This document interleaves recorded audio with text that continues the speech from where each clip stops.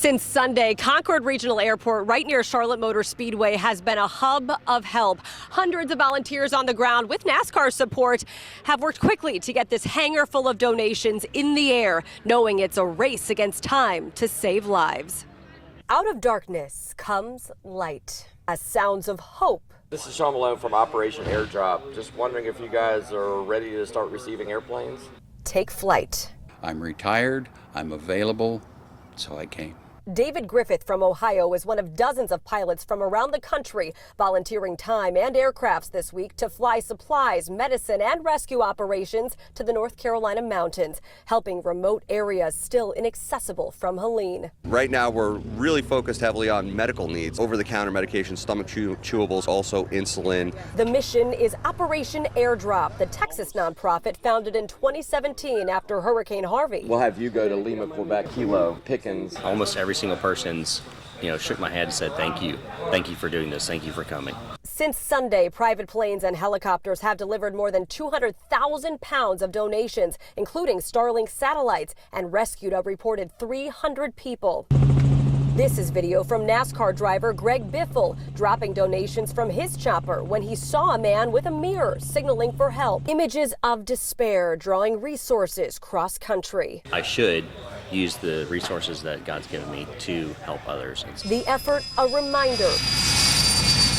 Sometimes angels have wings. After approximately 30 flights an hour these last 5 days, operations here at the Concord Operation Airdrop Hub should start to wind down by the end of the day tomorrow. More roads open mean less demand for airplanes. That said, helicopters will still fly at Hickory, where crews tell me as long as there's a need, they will move mountains to help.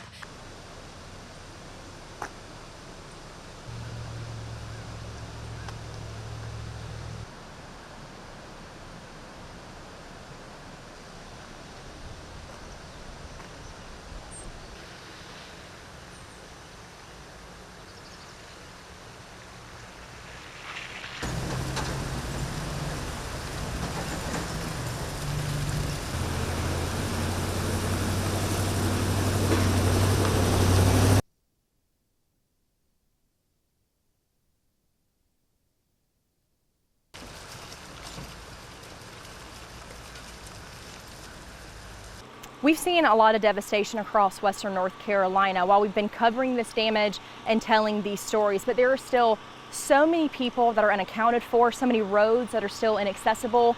One of those roads we found today in Creston, this is Arnold Jones Road, and you can see DOT has worked to get a lot of this gravel and dirt down, but I'm told that this creek that you see running along the road completely expanded this past weekend and covered the entire area, washing out the roadway. People who live up this hill, 12 houses up this hill, haven't been able to get out of their homes to get those basic needs and supplies until yesterday.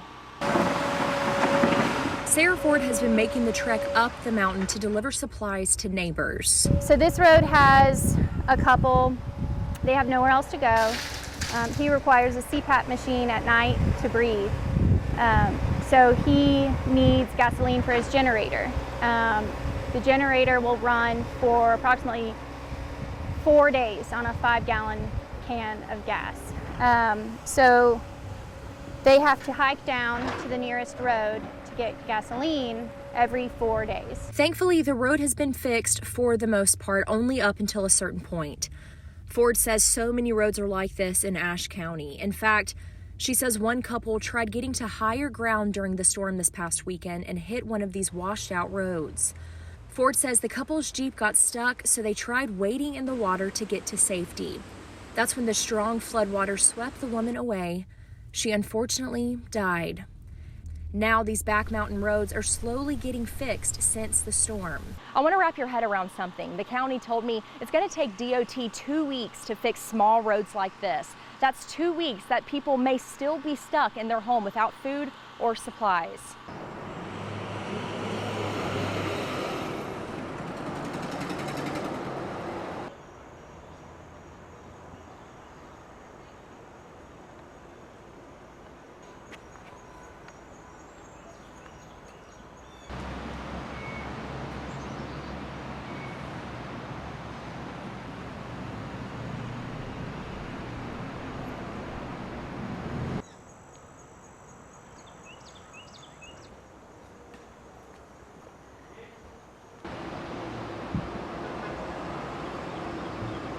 The death and destruction brought on by Helene is something many say they've never seen before. We spoke with the Forsyth County Sheriff, who says he could smell the death and destruction as soon as he got to western North Carolina. We hit the ground Sunday, we've been running. And then last night, when I sat down, I couldn't sleep, because your mind is wandering on solutions. How do you get more? How do you help people? And your mind is constantly thinking about what you saw. Firefighters describe scary scenes, people with flood water all the way up to their necks, flooded cars flipped over with people stranded inside, situations they never thought they'd find themselves in, several of them telling us they've never seen anything like it. But luckily, first responders from all across the country descending on western North Carolina to help out, banding together to pull their neighbors to safety. Wilkes Rescue there and the Monroe folks have been outstanding. People with side-by-sides that came in here by the hundreds. When we found out we couldn't access things with side-by-sides, people with horses started coming in and taking stuff on horseback. And I know we're backwoods and back country, but we still have places that's really hard to access. And the horses really helped out there too. Firefighters here tell us this is what they're born to do, rushing into action to save lives during the deadliest storm this area has ever seen.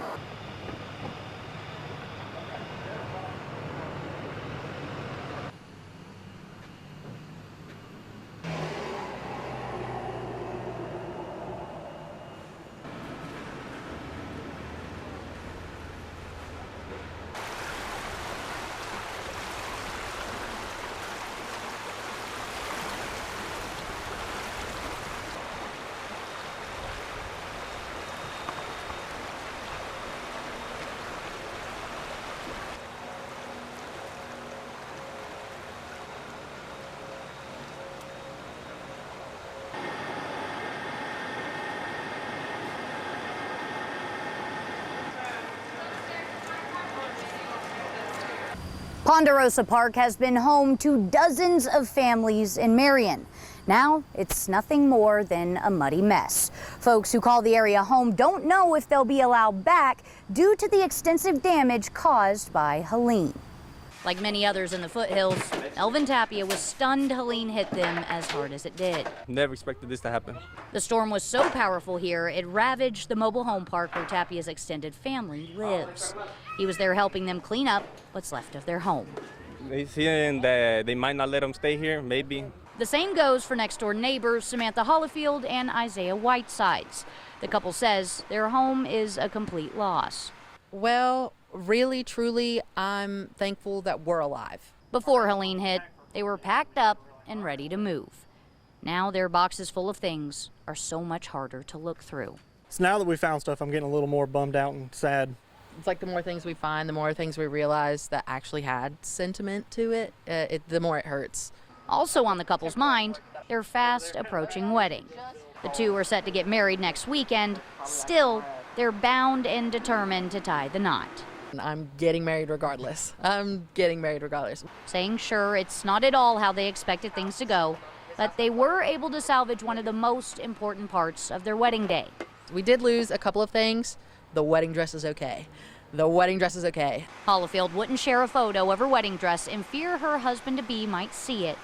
But overall, she says, the two could not be more blessed that things weren't worse for them. I mean, really, truly, I'm not just saying that. I've said it the whole time. I mean, really, truly, I consider us to be blessed. Despite the devastation in western North Carolina, the couple we spoke with says what they're looking forward to now is their honeymoon in Bermuda, mainly so they can take a shower whenever they'd like.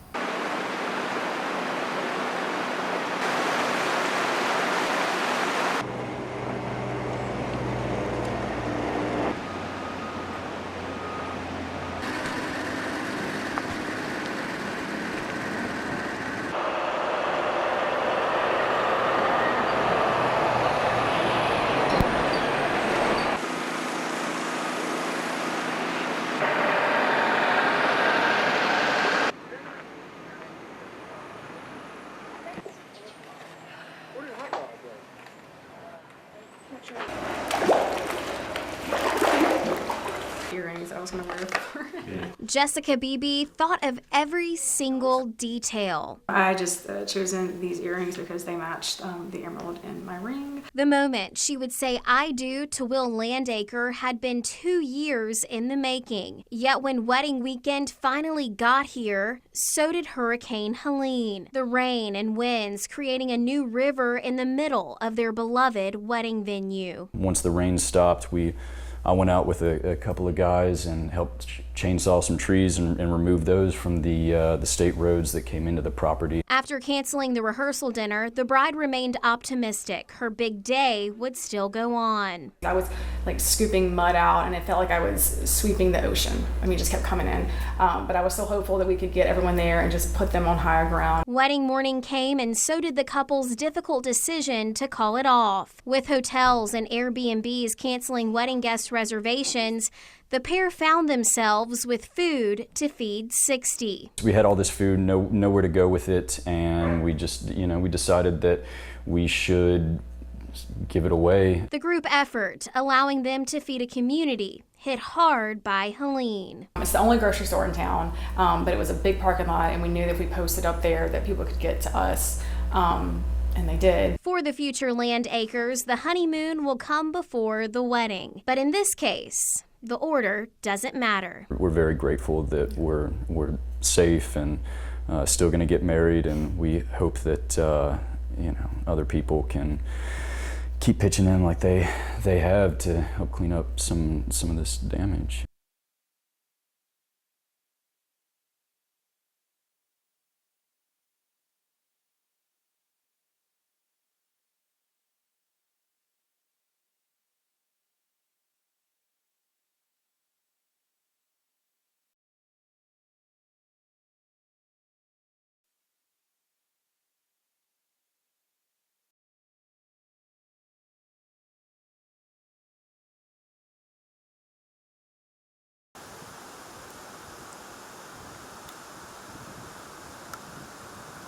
How far would a father's love go?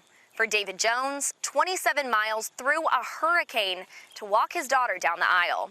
I spent some time with him to hear about his determination to be there on her big day. Every dad wants to walk his daughter down the aisle, so I got my chance.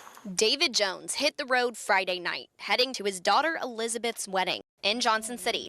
That's usually a 2-hour drive. It didn't occur to me that there would be any trouble. But around 2 a.m., when he got to a crumbled bridge in Unicoi County, he got stuck in Irwin. It's incomprehensible, the destruction, this complete missing bridge and the gap and the rushing water underneath.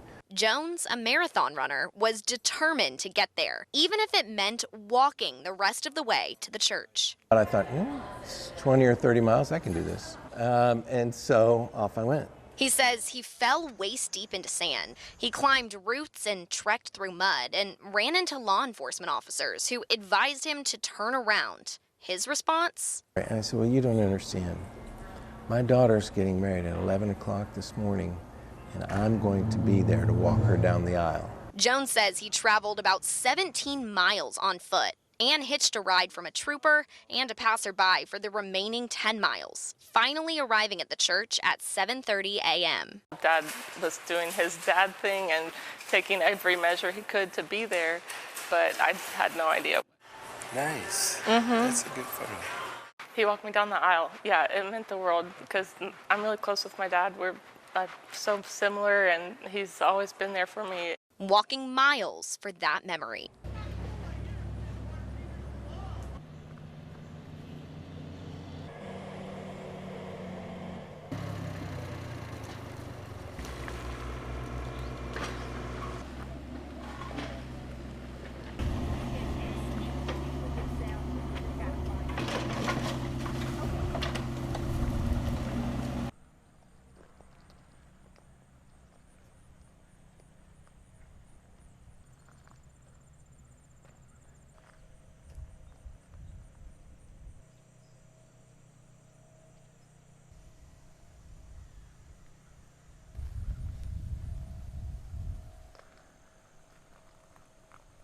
A historic community. Valley Cruces, this community has been here for a very long time. Torn into pieces. it's been complete catastrophic mudslides.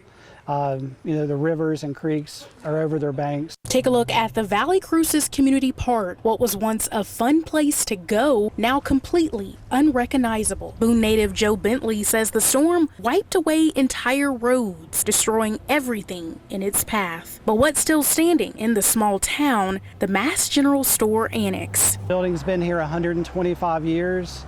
And it's not going anywhere, and you can see how strong it is. In some ways, Bentley says that represents this community. All of western North Carolina, parts of Tennessee, everybody's hurting, but it's everybody coming together, putting everything aside just to make sure that we take care of one another. Bentley says the town received an overflow of needed supplies. Some people even walked miles up the mountain just to give. A lot of people are bringing trailer loads of things up here to help. Despite the town not looking the same as some remember it, Bentley says day by day, it will rebuild. This will take time, but it'll be back like it was.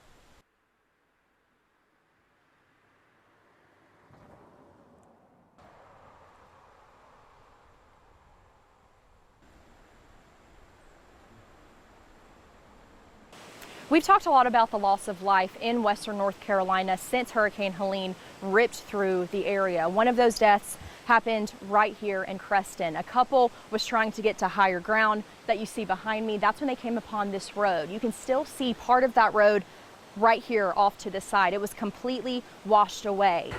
It's really undescribable. As floodwaters started to rise in Creston, the safety of others was top of mind for many, especially when word of landslides were happening around Rich Hill Road. So I loaded my family, my kids, my ATV, and headed this way. Before getting up to family at the top of the hill, the Calhouns met that landslide. So I went and got a tractor and started digging. But it was what he found after the landslide that will stay with him forever. A man asked him for help to gather his belongings from his Jeep that had gotten stuck in floodwaters that swept his wife away. So they loaded themselves and their belongings and pets into the Jeep and tried to head for higher ground. And when they came up this way, they were confronted with the creek in the road and made the decision to go through it, and got stuck in the creek. And then evidently at some point when they tried to get out and to get back to safety, she was swept away in the creek. This is just one of many tragic stories coming out of western North Carolina, a strong, resilient area that still needs our help. This is not isolated. This is everywhere in western North Carolina. Since Saturday, the county says that over 400 plane loads have been able to drop supplies off to this county. They also say that volunteers have been integrated across the county to these isolated places in order to get food and much needed supplies to the area.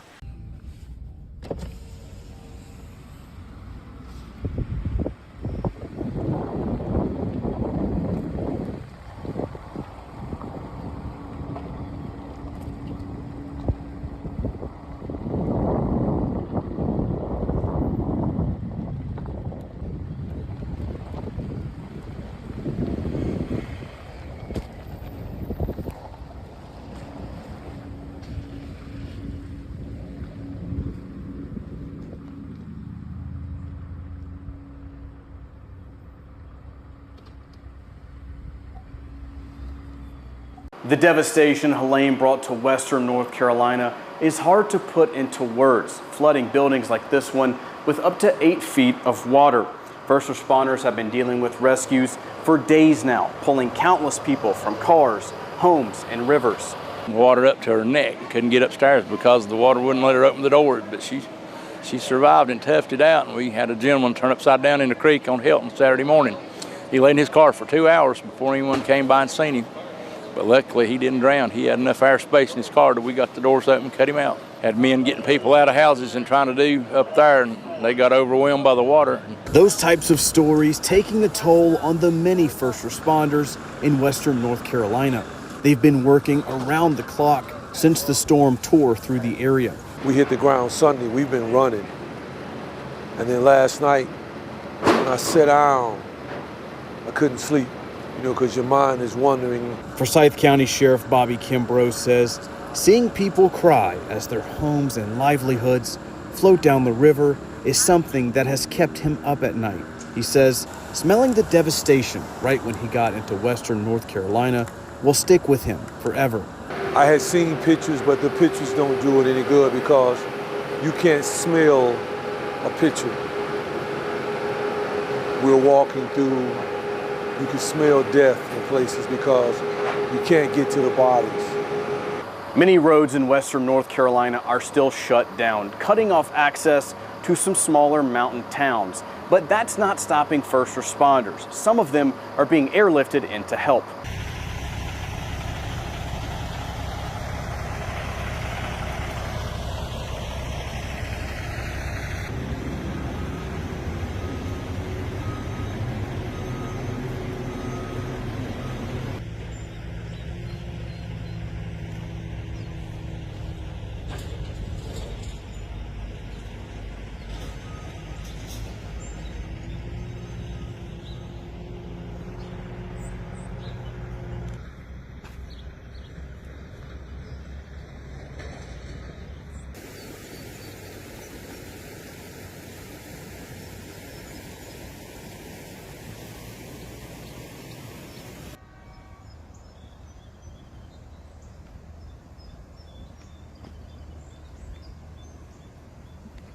There are so many people in western North Carolina going without right now. No home, no electricity, no food, no water.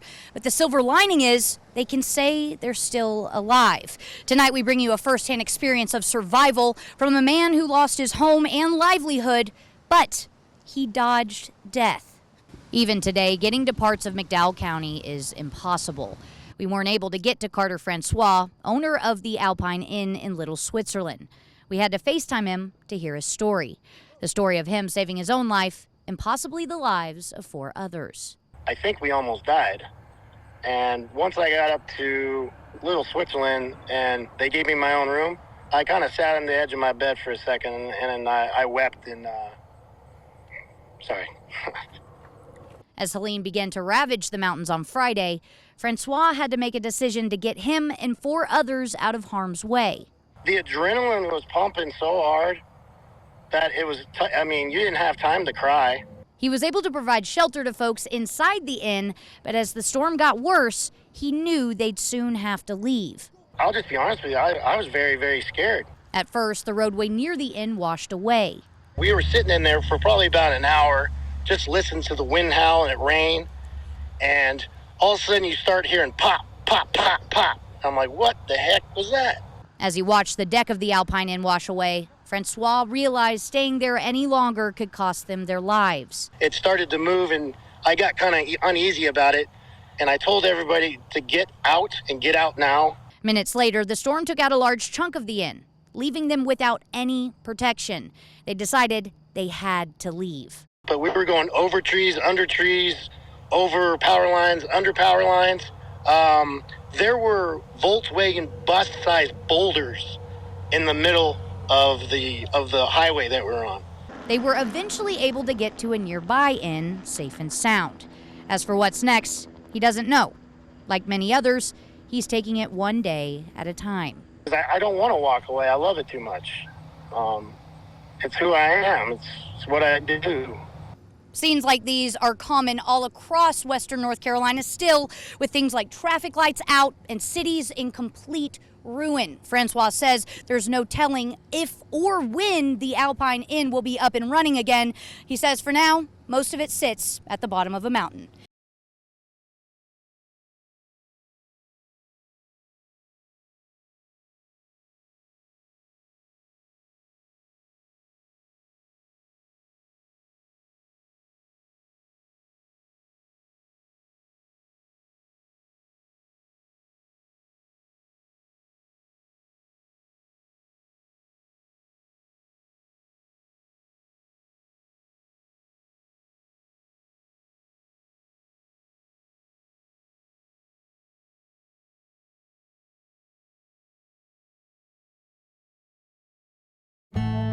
For more than a dozen years, Stephen Pruitt has been telling stories through pictures.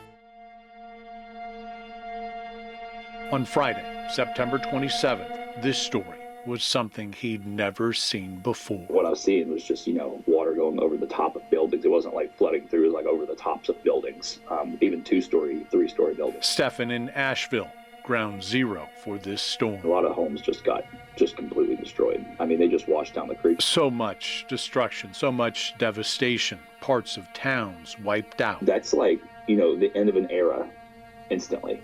Like, all these things that you think you're going to be able to see again and do again is just gone, and all you got is the memories of those places. The River Arts District in Asheville underwater, buildings and businesses gone, his studio wiped out. I don't think that you process things right away. I think you do repress it just a little bit because you kind of have to get the job done. Nothing can prepare you for something like this. Stephen knows he's fortunate, though, in many ways. There are many who live here who are still missing or unaccounted for. I'd say there's one person I'm still trying to get a hold of that I'm worried about, but I'm just hoping it's service issues. Relief and rescue efforts will take time, lots of time. What was destroyed in hours will take years to rebuild. Stephen confident his city will do just that. We're all creative resilience, and I got no doubt that people are prepared, and it's almost like a muscle that was built with the pandemic. For a community intertwined with tourism, the pandemic showing them they can survive. This will take time, but together and with help, Asheville and this community won't give up.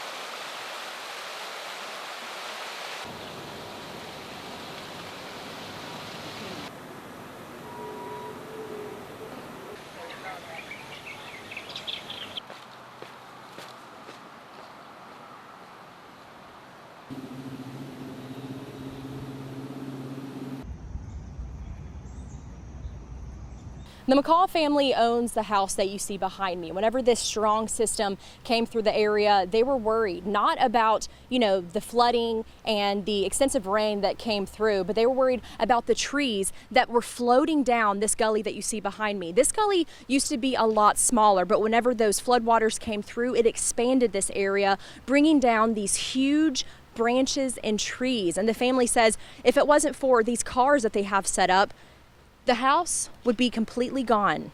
2004 was the last time I remember anything like this happening, but this is far worse than 2004. The debris was probably 20 feet above the height of this when the trees were coming down. The McCalls have lived in Linville Falls for generations. My grandchildren will be the 7th generation here, and so we're kind of hanging in. They aren't strangers to floodwaters. In fact, Ben McCall Jr. says his great-grandparents were living right here back in 1916 when the other historic flood happened in the same gully we stood in.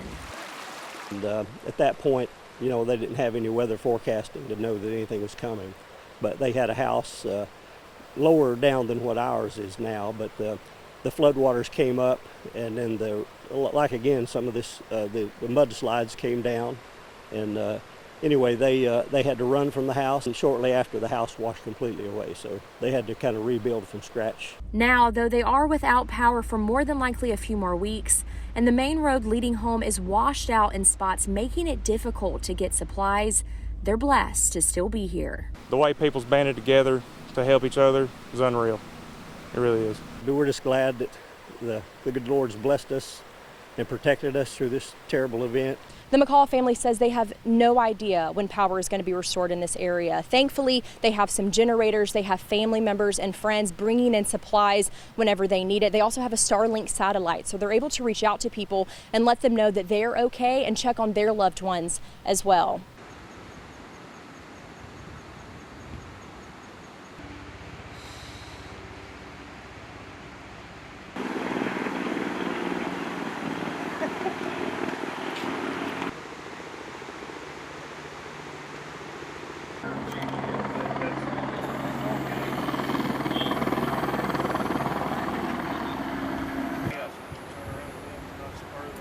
Well, the Meat Camp Fire Department here behind me, this is a place, a hub where a lot of folks come and get the supplies that they need, especially in the situation they're dealt with. And a lot of folks that we talk to, they say they were just brought to tears about how much support they've received in the community. Means a lot to everybody. And we thank them for it. Meat Camp resident Mike Dollar is one of countless left with almost nothing. The bridge to his home washed away 10 feet downstream. Dollar says the help from the community has carried him through this very tough time. Like I say, it's very emotional. And we just thank everybody for helping us. Lending a helping hand, that seems to be the theme across the small town of Meat Camp. Just up the road, the Meat Camp Fire Department collecting supplies to help families. Hundreds of families have come through our department here, and we've done our best to just get them some things to get by. Like serving up hot meals, Mom Stacy Martin says the road to her home is gone, but what remains is her faith in her community. Really amazing to see this community come together and help even when their needs aren't even being met. And kids of fire members also pitching in to help, like Josie and Maddie. The storm was kind of scary, but it feels good to help people. Yeah, it feels really good. And when we went up to my neighbor's house, all my neighbors, I have two, they were helping me clear out the road because trees have fallen down. One of the trees near my house, it almost fell on my mom's car. People in the town of Meat Camp say they will rebuild. It'll take time and community. And while so many people were still without power and water themselves, the community entirely, they all wanted to pitch in, lend a hand to a neighbor in need. That just speaks to the type of people that live here in Meat Camp.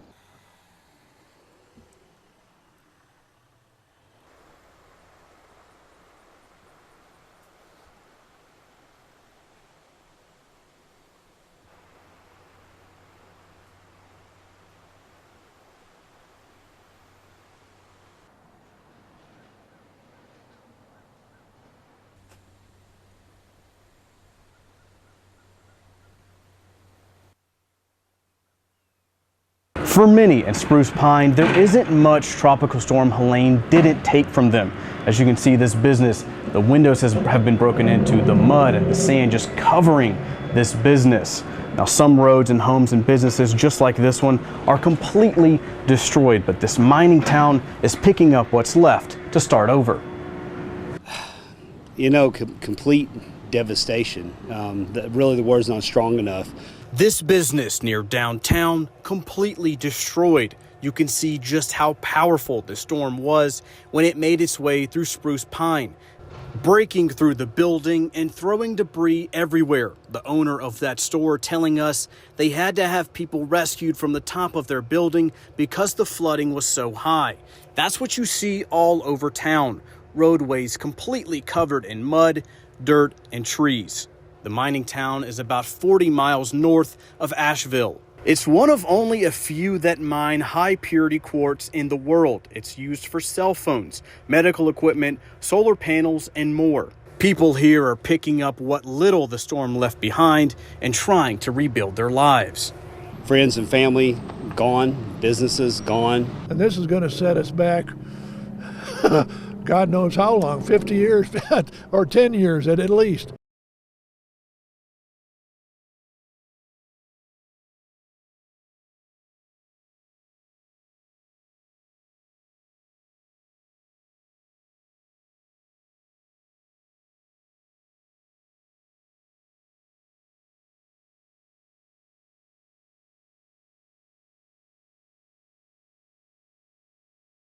Roads turned into rivers. That car from the previous video is up against the tree now. Beside homes that are no longer a safe place to stay. I just helped them get out. Their entire home's gone.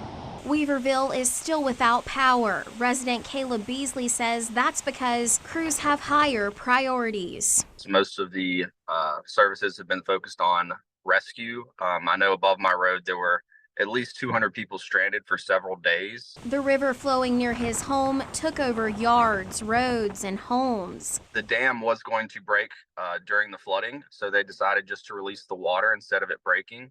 I think there was an evacuation around 6 a.m., but it definitely didn't get everybody. The strong current put people in harm's way. My landlord and I used some rope and ratchet straps to tie a slack line across 2 trees and help this woman out of her house. The water was kind of coming under her foundation, so we were worried it was going to give and she would go with it. Beasley is waiting for basic needs to be restored. In the meantime, life as he knew it on pause. The things that you're used to in your day-to-day life are definitely not as accessible, but you just have to work with what you have, roll with the punches, and just kind of get the community back going again.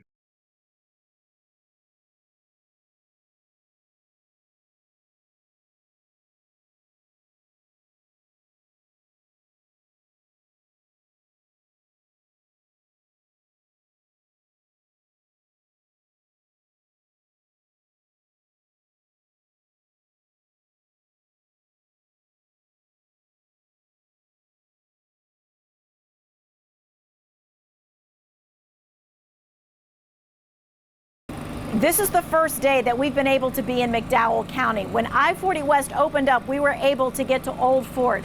This is a town of 800 plus people, so a small town, but it's got big survival stories to tell. In fact, we're going to start with one right here at this house, and it starts with showing you where the water line was, all the way up here.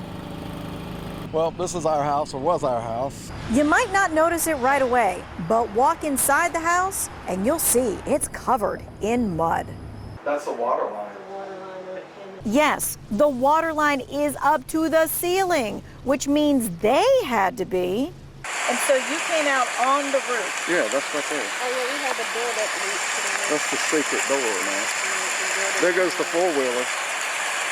Scotty and Vera ended up on their roof. And how did they get there? If that door wouldn't have been there, we would have been stuck. We've been stuck, and I don't know what we would have did. Because it's the door that saved our life, our door to nowhere. We was able to walk off that roof and walk to those the people on the inflatables and pretty much save our life. Yep. And just when you think that the damage and that the rescue story is the story, they'll tell you it's what happened after that really counts. I tell you, family, friends, strangers, anybody, man, just, that's what America's about. Be Americans, be humane to each other. Everybody's being good, and we got family, got homeboys bringing campers down, generators,